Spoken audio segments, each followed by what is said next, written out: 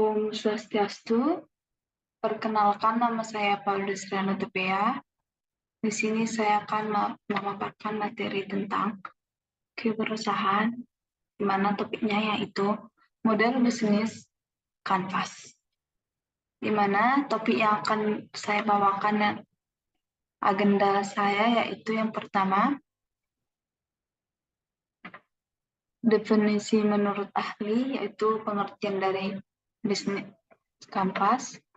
Yang kedua yaitu manfaat model bisnis, yang ketiga yaitu 9 elemen model bisnis kanvas, dan yang terakhir yaitu tips membuat model bisnis kanvas.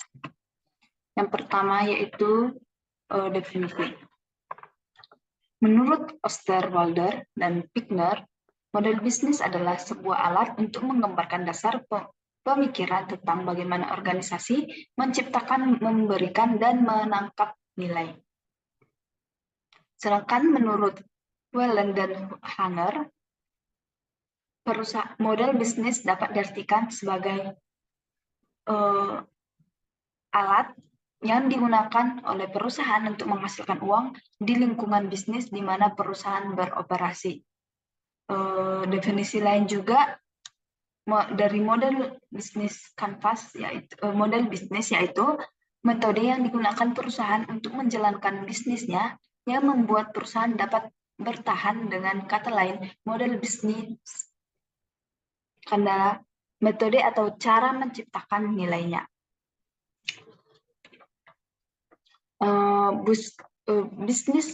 Model bisnis kanvas atau BNC merupakan sebuah strategi manajemen yang disusun untuk menjabarkan ide dan juga konsep sebuah bisnis ke dalam bentuk visual. Secara sederhananya yaitu definisi model bisnis kanvas yaitu kerangka manajemen untuk mempermudah dalam melihat gambaran ide bisnis dan juga realisasinya secara cepat. Ada 4 manfaat model bisnis. Yang pertama yaitu terkait dengan komponennya, di mana model bisnis memudahkan para perencana dan pengambil keputusan di perusahaan melihat hubungan logis antara komponen-komponen dalam bisnisnya. Yang kedua yaitu model bisnis dapat dipakai untuk menguji konsisten hubungan antar komponennya. Yang ketiga yaitu model bisnis dapat digunakan untuk membantu menguji pasar dan asumsi yang digunakan untuk mengembangkan bisnis. Dan yang terakhir yaitu model bisnis dapat dipakai untuk menunjukkan seberapa radikal suatu perusahaan dilakukan dengan konsekuensinya.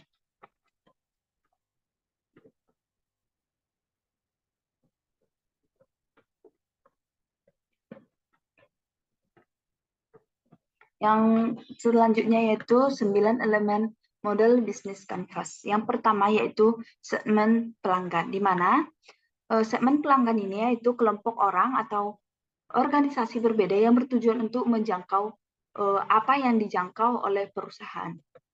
Yang kedua yaitu porsi nilai, di mana porsi nilai ini merupakan kumpulan produk dan layanan yang dimiliki oleh perusahaan sehingga dapat memberikan nilai lebih kepada pelanggan.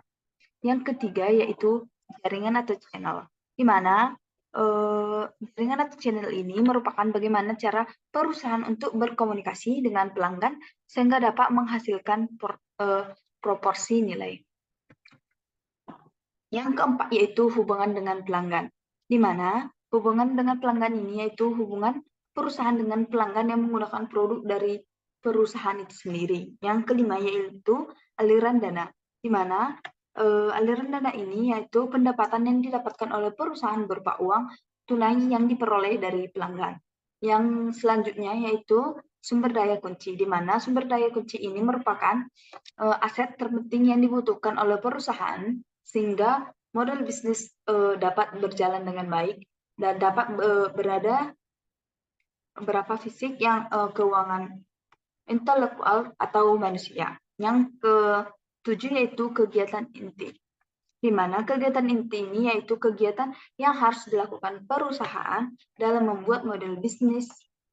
Dan yang kedelapan yaitu kemitraan kucing, di mana kemitraan kucing ini yaitu jaringan yang dimiliki perusahaan yang berhubungan dengan pemasukan bahan baku dan mitra bisnis dari perusahaan sehingga dapat membuat model bisnis berjalan. Dan yang terakhir yaitu cost structure, di mana merupakan semua biaya yang dikeluarkan perusahaan itu digunakan untuk mengoperasikan model bisnis. Yang selanjutnya yaitu tips cara membuat model bisnis kanvas. Yang pertama yaitu melakukan analisa kompetitor atau peluang bisnis. Selanjutnya, mengurutkan elemen secara sistematis dengan tujuan agar kita mengetahui manakah prioritas yang harus dijalankan terlebih dahulu dari 9 elemen yang telah saya sebutkan tadi.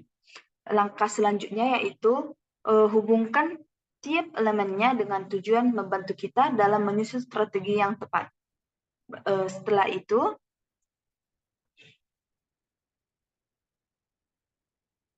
Setelah itu fokus pada kondisi saat ini. Dan langkah yang terakhir yaitu melakukan review dengan melakukan pengecekan ulang dapat membantu kita memeriksa keuangan dan juga sebaliknya. Baik, sekian presentasi dari saya. Saya ucapkan terima kasih. Jika ada salah saya mohon maaf. Saya tutup dengan Paraman Santi. Om Santi Santi Santi Om.